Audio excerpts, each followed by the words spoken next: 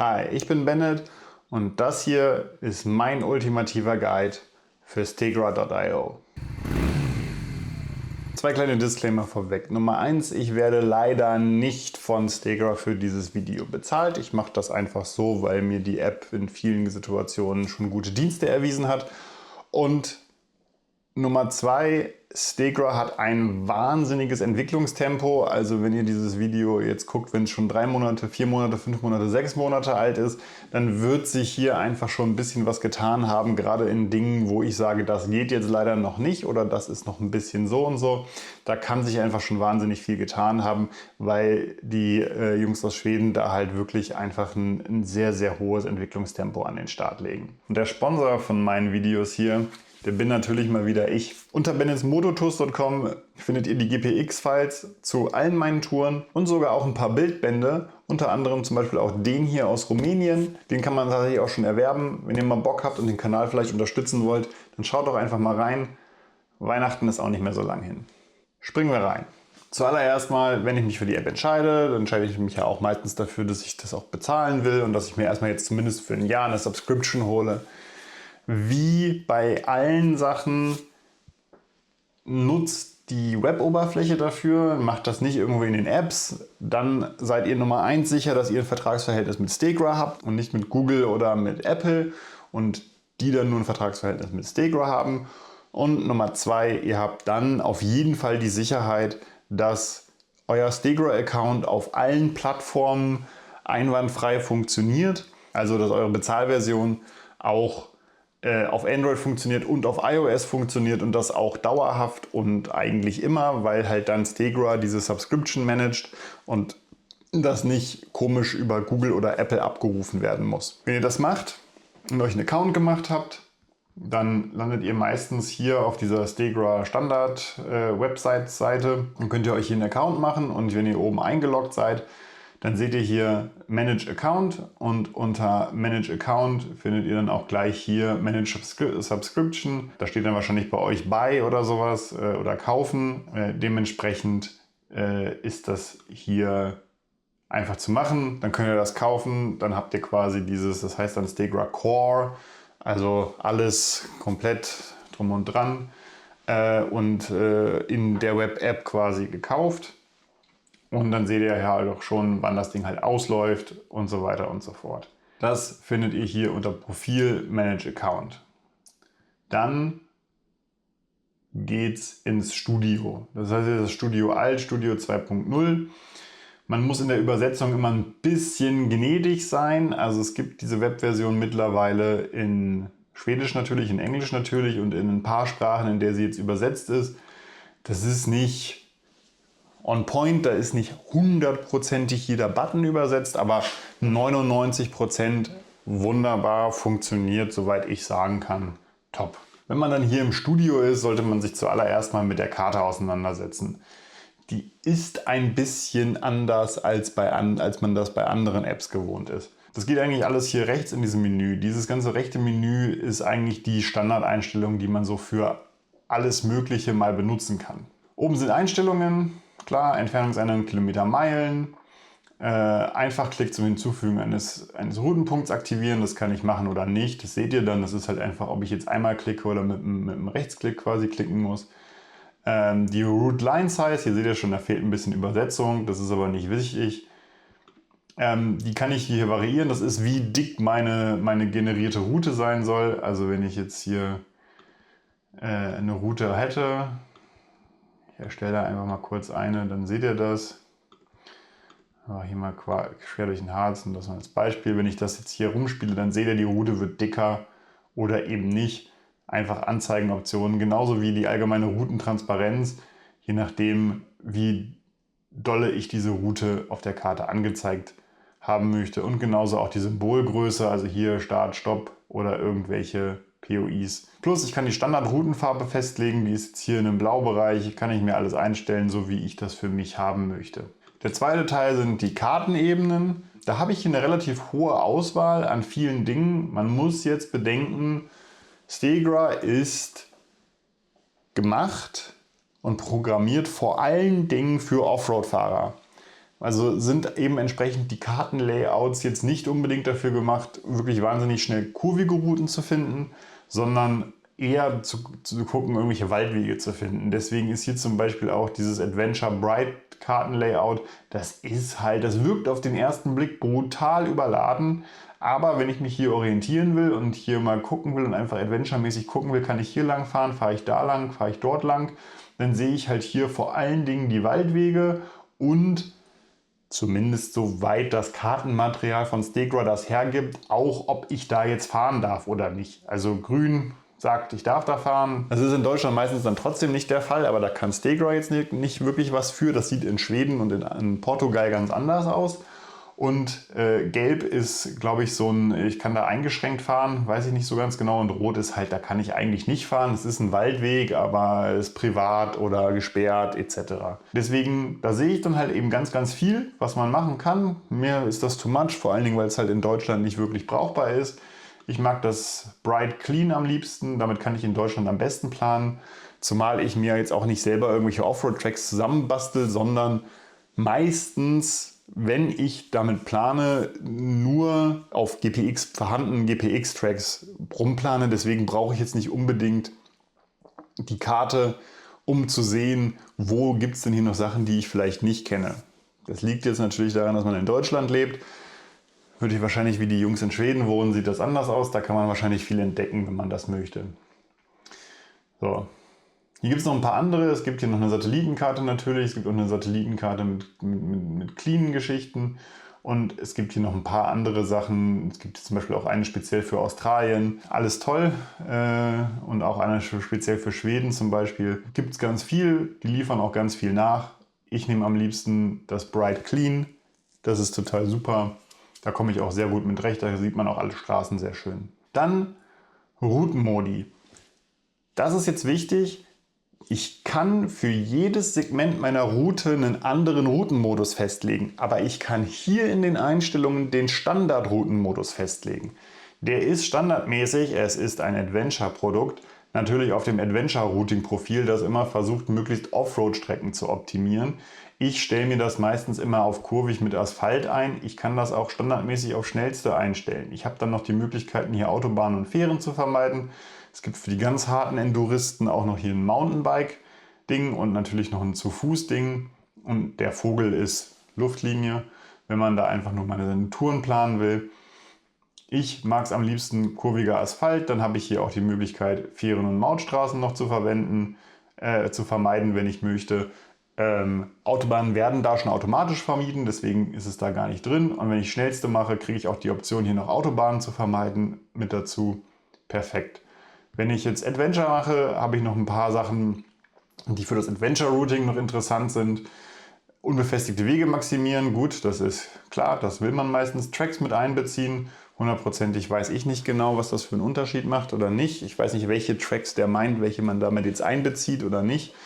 Aber das sei jetzt mal dahingestellt. Tore vermeiden, das ist ganz interessant, vor allen Dingen, wenn man in England oder in Schweden unterwegs ist. Da gibt es halt eben die kennt ihr wahrscheinlich, wenn ihr schon mal in den Bergen unterwegs wart, da gibt es oft so Tore für das Vieh. In asphaltierten Straßen sind das meistens so Gatter, wo die Tiere dann wissen, dass sie da halt nicht rübergehen sollen, weil sie da halt hängen bleiben. Aber auf vielen ländlichen Regionen sind es halt einfach schlichtweg Tore. Also man kann dahin, das Tor kann man öffnen, das ist für die Tiere gedacht, aber es ist natürlich für einen Adventure-Fahrer, der da jetzt halt durchfahren will, ein bisschen nervig. Also du fährst ans Tor, hältst an, öffnest es, fährst durch, musst es natürlich auch wieder schließen und so weiter und so fort. Deswegen ist das dann hier Tore vermeiden für die Adventure-Fahrer schon eine nette Option, da wo man weiß, dass diese Tore sind. Fähren, Mautstraßen haben wir alles schon gesehen. Also hier Standard-Routing-Profil, ich stelle es wie immer auf kurvig und dann kann ich hier noch zur aktuellen Position gehen. Ich kann hier eine 3D-Geländekarte aktivieren, wenn ich will. Dann kann man da so ein bisschen in die Ebene gucken. Ja, wer es braucht. 3D-Karte. Dann gibt es hier noch Höhenlinien. Die sind für Leute, die in den Bergen gerne fahren, manchmal ganz interessant. Also wenn man dann reinzoomt, sieht man hier halt die Höhenlinien mit den entsprechenden Höhenmarkierungen, wie hoch man jetzt hier ungefähr unterwegs ist. Und als letztes haben wir noch so Schattierungen. Dann sieht man quasi auch noch so ein bisschen mehr die Topografie. für Berge interessant. Kann man sich einstellen oder es halt nicht machen. Hier unten sind noch drei Einstellmöglichkeiten. Ich kann mir hier Tore anzeigen lassen. Ob das jetzt in Deutschland, wie gesagt, sinnvoll ist oder nicht, sei mal dahingestellt. Ich kann mir meine POIs anzeigen lassen. Das sind quasi die POIs, die ich entweder importiert habe oder die ich mir selber hinzugefügt habe. Und dann gibt es noch andere POIs. Andere POIs heißt im Wesentlichen die von Stegra. Die kann ich an einer anderen Stelle auch noch filtern. Aber das heißt, die Stegra quasi mitliefert, kann ich mir hier anzeigen lassen. Und meine POIs kann ich mir dann halt auch nochmal extra anzeigen lassen. Dann haben wir noch 2 Zoom-Buttons, die man im Web eigentlich nicht braucht, weil man kann ja mit der Maus rein und raus zoomen. Und das ist die Übersicht der Standardeinstellungen. Oben gibt es hier übrigens noch eine Suche, die funktioniert natürlich auch noch ganz gut.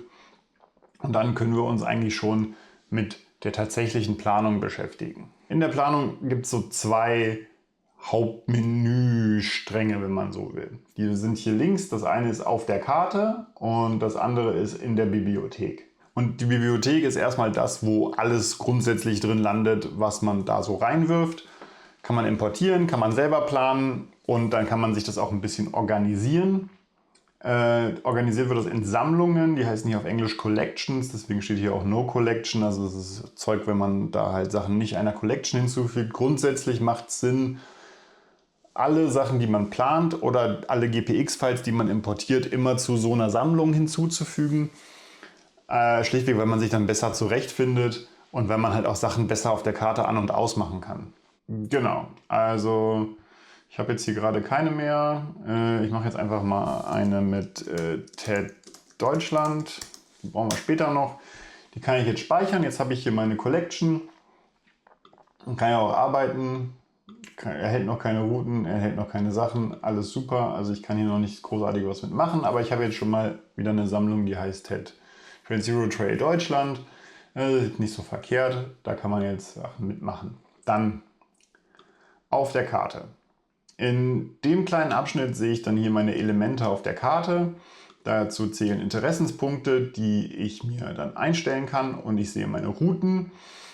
Also das hier sind quasi alle Routen, die jetzt aktuell auf der Karte angezeigt werden. Zum Beispiel hier die ich gerade beispielhaft eingestellt habe. Geht hier einmal irgendwie so quer durch den Harz. Kann ich dann hier anklicken, dann wird mir diese Route hier auch markiert und angezeigt und dann kann ich hier mit der Route auch relativ viel machen. Aber gehen wir erstmal nochmal kurz einen Moment zurück. Routen, das sind die jetzt hier auf der Karte drauf sind und die mir angezeigt werden. Und dann haben wir noch die Interessenspunkte und da sehen wir halt auch wieder, ich habe hier Tore anzeigen, meine gespeicherten POIs anzeigen und andere POIs anzeigen. Das sind die 3 gleichen Optionen, die ich hier unten in der Seite nochmal habe. Also wenn ich das jetzt hier mit Tore-Anzeigen anmache, dann geht hier unten das Tore-Anzeigen auch an und so weiter und so fort.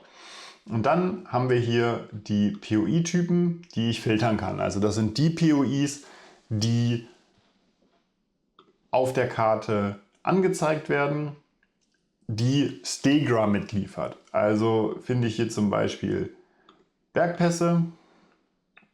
Ich kann jetzt mal alle ausblenden machen und dann kann ich mir hier die Filterung einstellen, aber dann muss ich natürlich noch andere POIs anfügen und dann werden mir hier auch irgendwo Bergpässe angezeigt. Hier zum Beispiel, der hat jetzt keinen Namen. Der hat auch keinen Namen. Gut. Never mind. Aber das sind zum Beispiel die Bergpässe. Dazu kommen noch Tankstellen. Also kann man dann hier auch die ganzen Tankstellen anzeigen lassen. Gibt es hier zum Beispiel eine Hemm. Das ist halt eigentlich schon ganz praktisch. Dazu müssen aber hier halt alle anderen POIs angewählt sein und ich muss hier halt in der Filterung entscheiden, welche POIs ich da wirklich sehen will. Es gibt hier wirklich sehr, sehr viele POIs. Ich hoffe, das räumen sie noch auf, weil meines Erachtens sind da Sachen drin, die wird kein Mensch jemals nutzen. Also hier irgendwie eine Feuerstation, also irgendwie eine Feuerwache, weiß ich nicht, ob ich da jetzt jemals irgendwas in der Planung mit hin will oder nicht hin will. Also sind so ein paar Sachen drin, naja. Muss man nicht unbedingt haben. Darunter sind jetzt noch meine POIs, also sollte ich jetzt selber POIs auf der Karte haben und hinzugefügt und importiert haben, kann ich das Ganze hier quasi ähnlich wie diesen POI-Typen filtern auch hier unten mit meinen POIs machen. Das funktioniert dann 1:1 genau so, nur dass dann halt auch hier andere POIs quasi meine POIs angehakt sein muss, damit ich dann hier dann auch wieder filtern kann und meine POIs dann auch insgesamt auf der Karte angezeigt werden. Das ist die Elemente auf der Karte, das ist das Elemente auf der Karte Menü, Routen als Übersicht, Interessenspunkte als Übersicht und dann können wir eigentlich auch schon in die Routen einsteigen. Als Übersicht. Wir nehmen jetzt einfach mal die Route, die ich jetzt hier quer durch den Harz gelegt habe. Den kann ich jetzt hier einen Namen geben. Ich nenne das Ganze jetzt mal Harz-Test, Ausrufezeichen. Kann jetzt noch einstellen, ob die privat sein soll, also ob sie öffentlich zur Verfügung gestellt werden soll oder ob ich die jetzt einfach nur für mich haben will. Ich sehe noch ein paar Infos, sehe hier auch, wie viel sie unbefestigt ist. Die ist jetzt noch 54 Kilometer unbefestigt, angeblich, weil ich habe das ja mit dem Routing-Profil für Adventure Riding berechnen lassen. Wahrscheinlich kann ich die so nicht fahren, weil die natürlich die ganzen Straßen in Deutschland nicht legal befahrbar sind. Wie gesagt, in anderen Ländern geht das relativ easy. Routenfarbe finde ich persönlich relativ praktisch. Manche nennen es Spielerei, aber ich kann hier halt einfach sagen, ich will diese Route jetzt Magentafarben haben und dann ist die Magentafarben. Wenn ich halt viele Sachen auf der Karte gleichzeitig angucke, wenn ich unterschiedliche Sachen parallel planen will, wenn ich parallel eine Pyrenäentour plane und parallel eine Italientour plane oder ich plane eine Italientour mit Offroad und eine Version ohne Offroad, dann kann ich mir das alles unterschiedlich und farblich markieren und sehe das dann halt auch entsprechend auf der Karte, so dass ich da nicht durcheinander komme und das ist halt schon ganz praktisch, dass man das hier einfach festlegen kann. So, und dann ist der wesentlichste Abschnitt die Segmente. Ich habe jetzt hier ein Segment, beziehungsweise zwei Segmente. Ein Segment ist 1 bis 2 und ein Segment ist 2 bis 3. Das ist dann der große Teil.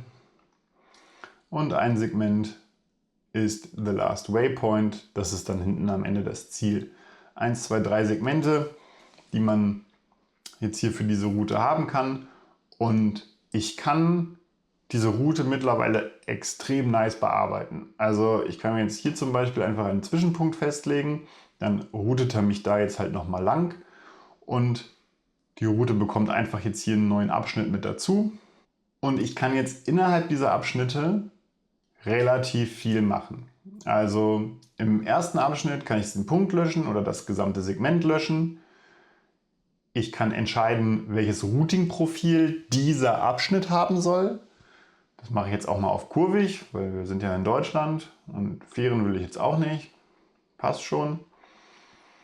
Und das Ganze kann ich halt mit den anderen Abschnitten auch machen.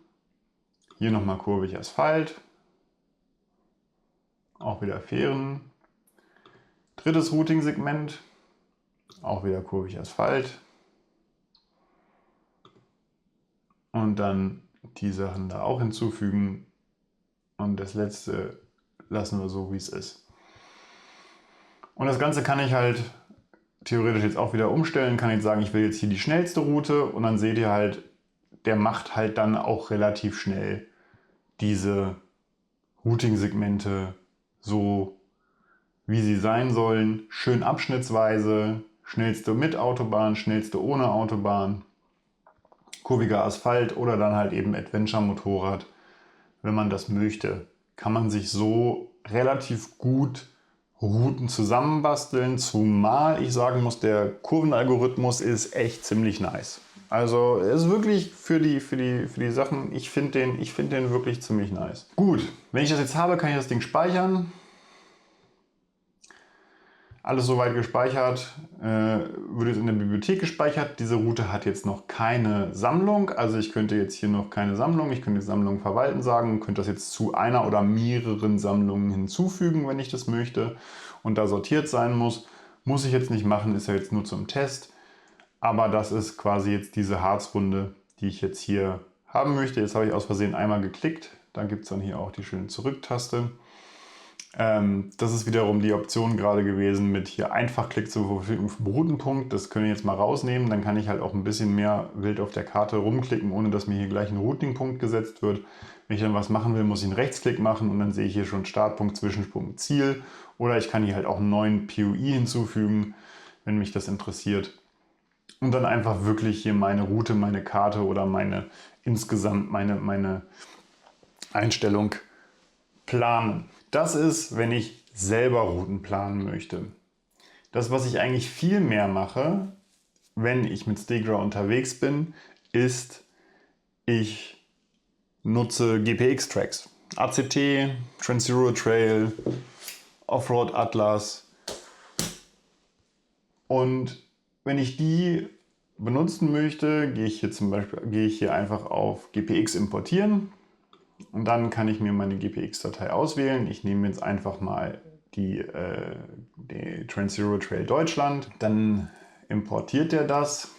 Und dann kann ich mir hier sogar entscheiden, die GPX-Datei hat 3 Sections. Ich kann mir entscheiden, welche davon ich importieren möchte. Und es gibt hier einen Haufen POIs, die ich importieren kann, wenn ich möchte. Oder die ich halt einfach weglassen kann.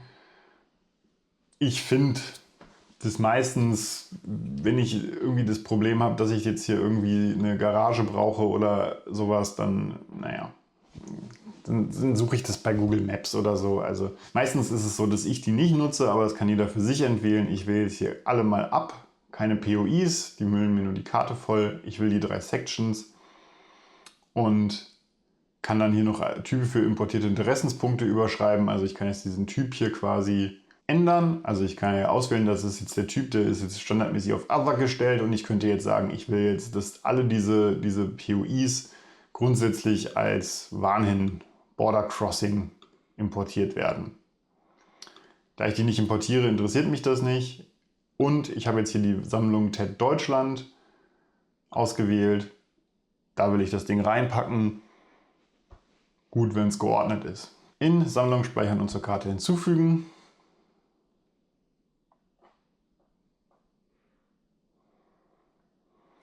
Und dann kriege ich hier den Trans-Euro Trail Deutschland. Der geht einmal hier hoch, da runter, sehe ich jetzt relativ schön.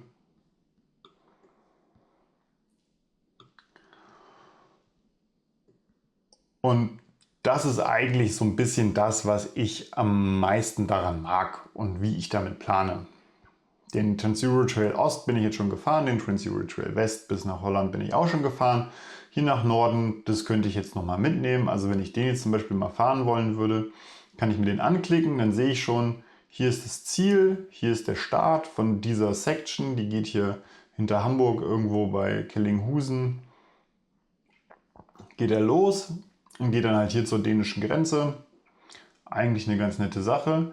Wenn ich diese GPX-File, wenn ich diesen Teil des TEDs jetzt für mich als Route umplanen will, dann mache ich das meistens relativ easy. Ich sollte jetzt nicht hier anfassen und da diesen Punkt ziehen, das kann ich auch machen, aber dann berechnet er halt diesen Abschnitt inklusive dem Teil bis zur Nummer 2 neu. Das wollen wir nicht. Ich möchte jetzt einfach nur den Startpunkt ändern und ich wohne ja jetzt hier gerade bei Wolfsburg, also sage ich jetzt einfach hier das jetzt als Start festlegen und dann legt er jetzt quasi den Start dort neu fest und macht mir da, wo vorher mein Start war, aber einen neuen Routingpunkt. Das ist wichtig, weil ich dann ja quasi hier meinen Track habe, den ich so hundertprozentig fahren will. Und diesen Teil hier, den möchte ich jetzt natürlich als schnellste mit Autobahn fahren. Ich will ja schnell ankommen. Und als schnellste ohne Autobahn fahren, also mache ich jetzt erstmal schnellste rein und mache dann hier jetzt noch Autobahn vermeiden mit weg und dann berechnet er mir hier so eine schöne Runde sogar an der Elbe lang. Das ist gar nicht so verkehrt. Vermeidet sogar noch das Hamburger Stadtgebiet. Finde ich persönlich eigentlich eine ganz schöne Route. Normalerweise würde ich hier wahrscheinlich über Uelzen und Lüneburg hochfahren. Das ist kilometertechnisch eigentlich noch ein bisschen geschickter. Also kann ich jetzt hier noch einen Zwischenpunkt reinsetzen, da noch ein Zwischenziel reinsetzen. Und dann muss ich natürlich wieder hier in die Abschnitte springen und sagen, schnellste. Ja, das hat er jetzt auch noch gefressen. Und das hat er auch tatsächlich schon gleich alles richtig gemacht. Sehr nice. So, der Abschnitt, schnellste ohne Autobahn, bis zum Startpunkt vom Trans-Euro Trail und dann kann man hier hochfahren. So drücke ich jetzt einfach auf Speichern und dann hat er das jetzt unter diesem Namen gespeichert. Das wollen wir jetzt natürlich nicht. Meine TED Norden nenne ich das jetzt einfach mal. Ausrufezeichen brauchen wir nicht. Und dann überspeichere ich das nochmal, damit ich es dann halt auch wiederfinde. Bevor wir in die App wechseln, gehe ich nochmal kurz über die anderen Menüpunkte. Also hier oben habe ich noch Routen und Fahrten. Genauso wie dieses Studio in der alten Version. Keine Ahnung, habe ich nie reingeguckt. Es gibt immer für mich nur das Studio 2.0, also sparen wir uns auch das alte Studio. Es gibt Routen. Routen sind alles, was geplant ist und was als geplante Routen drin sind. Es gibt diesen Discover-Tab, das sind die, wo man Routen entdecken kann, also die halt jetzt irgendwo in der Nähe, die halt jetzt irgendwer mal geplant hat und veröffentlicht hat. Es gibt meine Routen, das sind die Routen, die ich für mich gespeichert habe. Und es gibt die Joint-Routen, das sind Routen, die mir jemand anderes freigegeben hat. Und das ist eigentlich das Interessante, was der Routentab hier kann. Klar, ich kann auch unter Discover gucken, aber ich kann unter meinen Routen vor allen Dingen rausfinden, dass ich jetzt diese Route, nehmen wir jetzt diese hier, meine TED Norden Route, die nehme ich jetzt einfach mal und die kann ich, davon mal abgesehen, dass ich mir die jetzt als Fahrt anzeigen kann, indem ich hier so abfahren lassen, kann man da halt auch so über die Karte fliegen. Fährt er da halt so runter, kann man sich angucken, ist ganz nett, wenn man es irgendwo teilen will. Das geht natürlich auch mit gefahrenen Routen. Und was ich hier aber machen kann ist, es gibt hier diesen Members-Tab. Und wenn ich diese Route unter Share hier teile, also diesen Link jetzt verschicke oder diesen QR-Code markiere oder irgendwem halt schicke, dann kann ich relativ einfach diese Tour mit jemandem teilen und auch zusammen bearbeiten. Also ich teile das jetzt einfach, teile das jetzt jemand anderem, dann kriegt der quasi diese Route, kann dann quasi diesen Request to Join stellen, die sehe ich dann hier und dann kann ich dem halt quasi auch Request Rights geben. Also der taucht dann hier einfach unter mir auf und dem kann ich halt dann sagen, du bist Contributor oder Member und dementsprechend kann er tatsächlich auch was an der Route ändern oder die Route halt einfach nur nutzen, je nachdem wie er sie halt nutzen möchte. Und das ist halt ein sehr tolles Tool, wenn man wirklich zusammen zu mehreren oder zu zweit auch nur irgendwelche Routen plant. Ist eine ganz nette Geschichte. Kann man hier unter Routen auf jeden Fall machen. Das ist noch wichtig zu wissen, dass man dann halt hier auch immer diesen Request to Join stellen muss. Und dann kann man das alles machen. Fahrten genau das gleiche Spiel. Das sind halt die Sachen, die man halt schon gefahren ist an irgendwelchen Stellen. Und die kann man sich dann hier halt nochmal mit ein paar entsprechenden Sachen angucken. Ja, das war irgendeine Sandstrecke bei Celle. Die bin ich damit gefahren. Die kann man sich dann hier auch nochmal mit so einer schönen Simulation angucken, wenn man Bock dazu hat. Wer das braucht, kann ganz nett sein. Schauen wir uns die App an.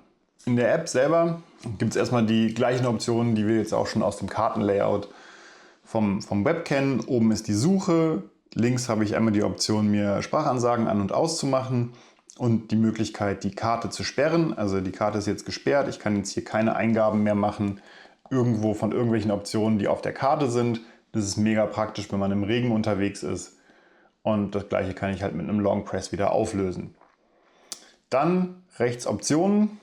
Als allererstes finden wir die Kartenebene. Da kennen wir jetzt auch schon, ein paar davon haben wir jetzt im Web schon gesehen. Ich kann mir hier einfach das Kartenlayout auswählen. Danach entscheiden, ob ich Online- oder Offline-Karten verwenden will. Und danach sehe ich meine runtergeladenen Offline-Karten. Die kann ich hier jetzt entsprechend auch einfach anmachen, wenn ich das möchte. Spoiler Alert, das bringt halt wirklich nur die Karte.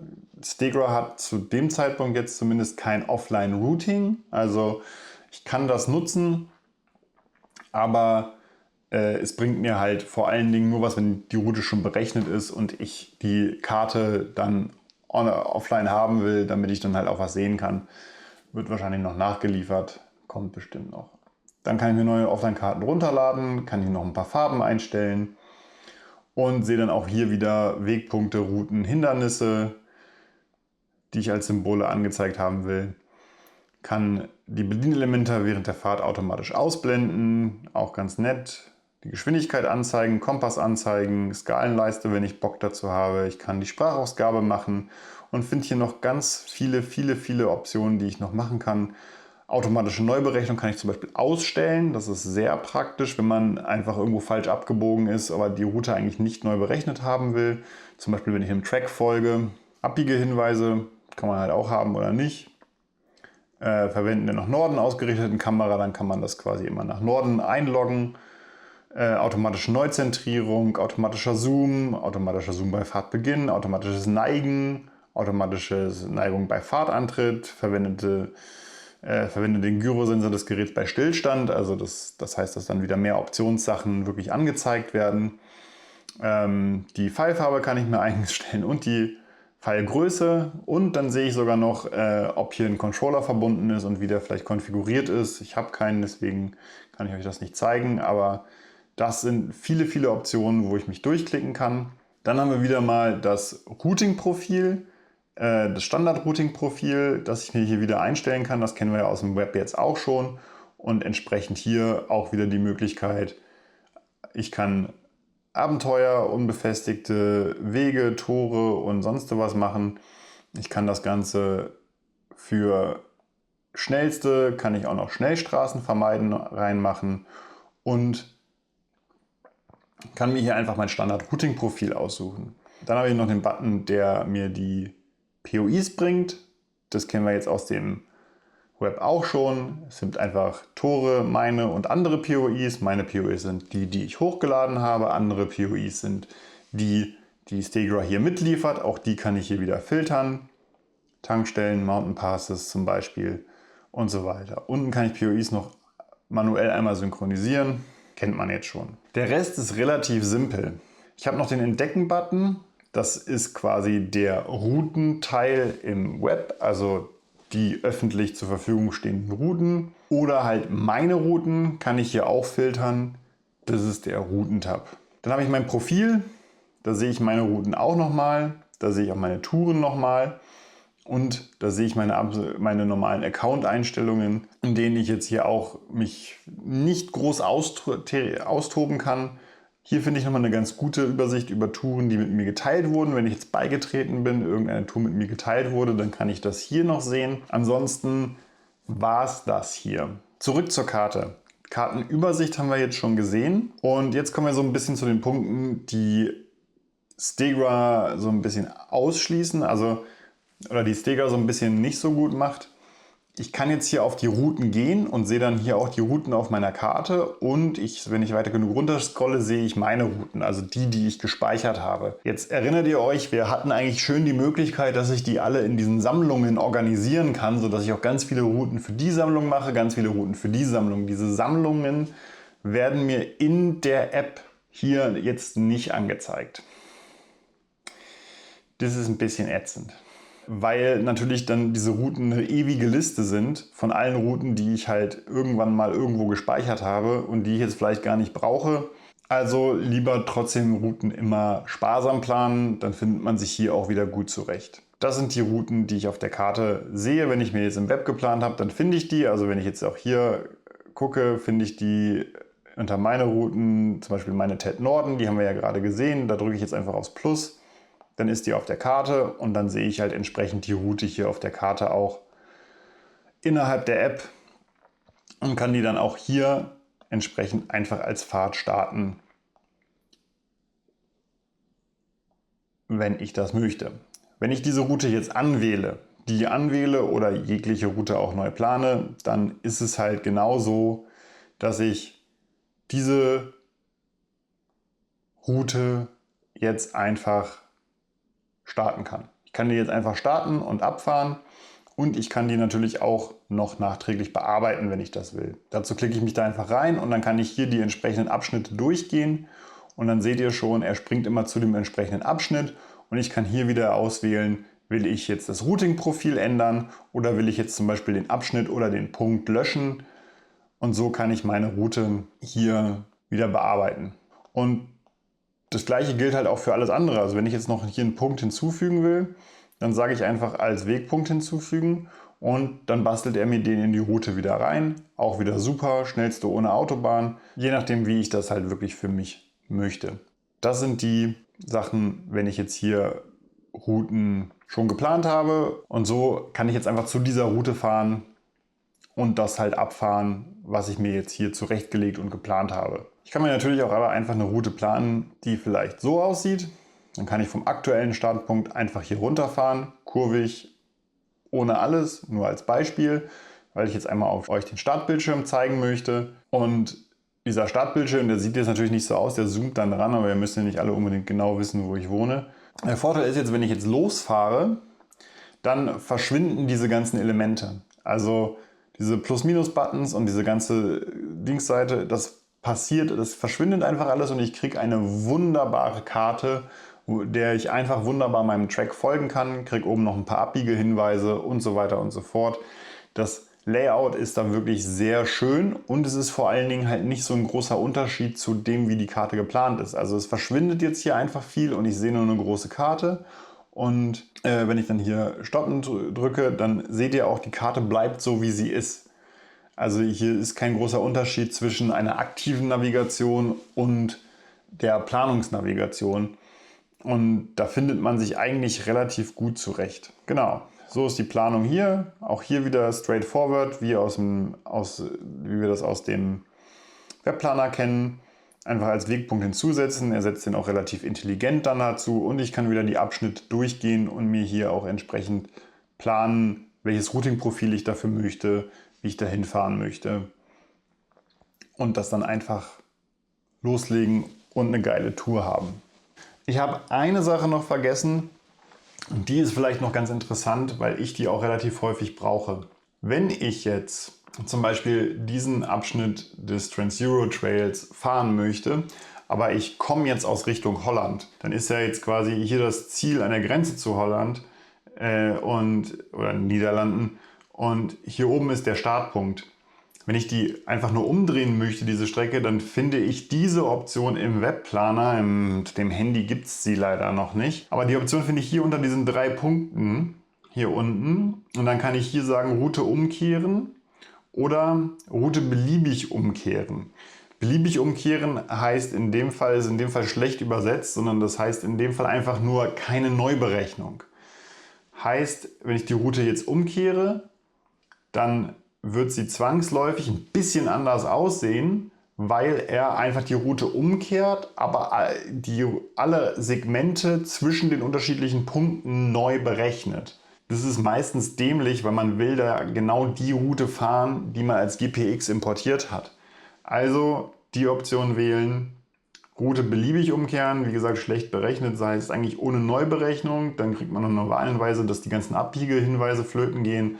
Das ist uns aber relativ egal, weil man meistens sowieso ja nur der Linie folgt. Und dann kriegt man hier jetzt auch Start, Ziel, die Route hat sich kein bisschen geändert und man kann sie exakt in umgekehrter Richtung fahren. Genau, unter den 3 Punkten findet man im Übrigen auch noch die Möglichkeit, das Ding als GPX jetzt runterzuladen und das Ding sogar mit den unterschiedlichen Segmenten als GPX runterzuladen, wenn man das halt möchte.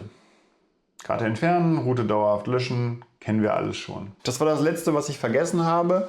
Wenn euch das Video gefallen hat, lasst es mich einfach gerne wissen. Und ansonsten sehen wir uns im nächsten Video. Ciao. We're dancing in the bright light.